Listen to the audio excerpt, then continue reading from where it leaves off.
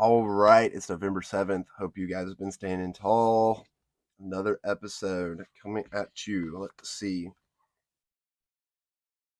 Verse 7 out of The Art of War, Chapter 1. It is only one thoroughly acquainted with the evils of war who can thoroughly understand the profitable way of carrying it on. We kind of covered that last time, but still, uh, still speaks a lot, depending on how you want to interpret it. Verse 8. The skillful soldier does not raise a second levy, neither are his supply wagons loaded more than twice.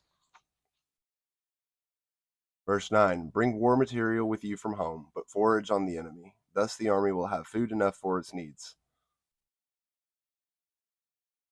Verse 10, poverty of the state exchequer causes an army to be maintained by contributions from a different distance. Contributing to maintain an army at a distance causes the people to be impoverished. Interesting. 11, on the other hand, the proximity of an army causes prices to go up, and high prices cause the people's substance to be drained away. Essentially, warfare is expensive. 12. When their substance is drained away, the peasantry will be afflicted by heavy exactions. And then 12 and 13 are pretty long. So let's go over to the alternate translation and see what we've got here. Master Sun says, those who use military skillfully do not raise troops twice and do not provide food 3 times. Cow says, this means you draft people into service once and then immediately seize victory. You do not go back to your country a second time to raise more troops. At first you provide food. After that you feed off the enemy. And then when your soldiers return to your country, do not greet them with yet more free food. Dumu. Determine whether the enemy can be successfully attacked. Determine whether you can do battle. And only afterwards raise troops. Then you can overcome the enemy and return home. So Dumu is saying, like, if you're a skillful military leader, you know, you're going to figure out first at the home base, like he covered earlier in the chapter, the strategy. And if it's not even viable to like go and try to do the war, don't even do it. And if you do, just like how Kyle says, do it quickly. That way you're not draining resources. Li Quan says, do not raise troops twice, lest the citizenry become wearied and bitterness arise. So I think when he's saying like, and you have to go back home and get more troops to go fight the enemy, um, that just says to your nation that it's not good. You need more. So they're like, oh, those people have gone off and they're in war. They're dying or whatever, and now they need more. The leadership may not be as good, so they don't have as much confidence, and it's a cascade effect down. Master Sun says, by taking equipment from your own country but feeding off the enemy, you can be sufficient in both arms and provisions. Cow says, when you are going to go to war, first you must calculate your expenses and strive to feed off the opponent. Li Quan says, if you have your own arms and take food from the enemy, then even in the campaign takes you far afield, you will not lack for anything. Cow says that armaments are taken from the homeland, provisions are taken from the enemy. I mean, you got to be resourceful when you're out there, especially back in those days. Not everything that can be provided. I mean, you just have to. That's just a sign of the times, I guess. Really, they didn't have MREs and things that our military has now, which is obviously great advancements, but back then, the fresh food, it didn't last as long and everything like that. So you kind of have to like forage as much as you can. Master Sun says that when a country is impoverished by military operations, it is because of transporting supplies to a distant place. Transport supplies to a distant place, and the populace will be impoverished. Li Quan says troops are raised repeatedly and the levies are heavy. Dumu says Master Guan said when provisions go for 300 miles, the country is out a year's supply. When provisions go out 400 miles, the country is out 2 years' supplies. When provisions go for 500 miles, the people pale with hunger. This means that food should not be transported, for if it is, the producers will lose, so they cannot be impoverished. Jialin says transporting supplies to distant places means that wealth is expended in travel and used up on transportation, so that the common people become poorer by the day. Warfare is expensive, and if you're draining the resources of your own country to go fight a war, make sure that war is worth it. Zhang Yu says that when 700,000 families have to support an army of 100,000 on a distant expedition, the common peoples cannot avoid impoverishment. Okay, here we go. Last little bit. Master Sun says, those who are near the army sell at high prices. Because of high prices, the wealth of the common people is exhausted. Cao reflects on this, saying that when the army has gone forth, those who are near the troops, greedy for money, sell at high prices. Therefore, the common people become destitute. Li Kuan says, near the army there is always trade. The common people use up their wealth to go along with it, and so become destitute. Jilin says, wherever the troops gather, the prices of goods all soar. Since people are greedy for exceptional profits, they sell off all their goods. Though at first they make a great deal of profit, in the end they run out of goods. Also, since there are extraordinary levies, those with something to sell demand the highest prices they can get.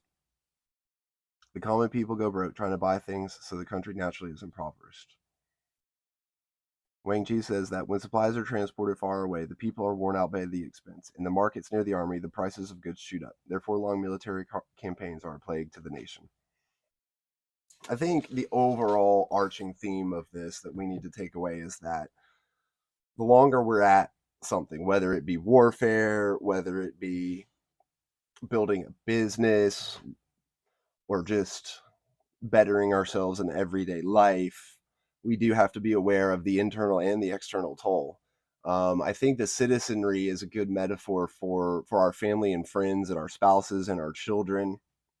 You know, um, I think you could relate this to pretty much like the tragedy that we see a lot of times of like parents who work a lot and don't have any time for their children.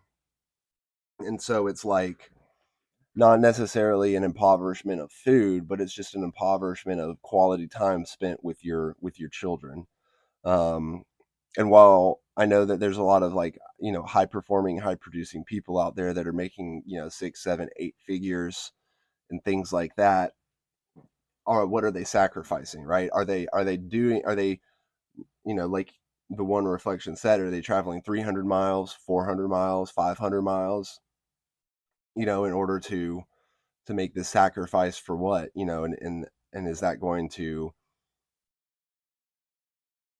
take away that quality time that you need to be spending with your family and your friends and things like that? So I think that's the best way that we can look and learn a lesson from that, is that if we're going to embark on a journey of whatever sorts, in this case warfare, but in modern day times maybe like a travel, a trip, a long trip, or building a business, starting a business, deciding to advance in your career by taking on more classes, professional level classes that you would take at night.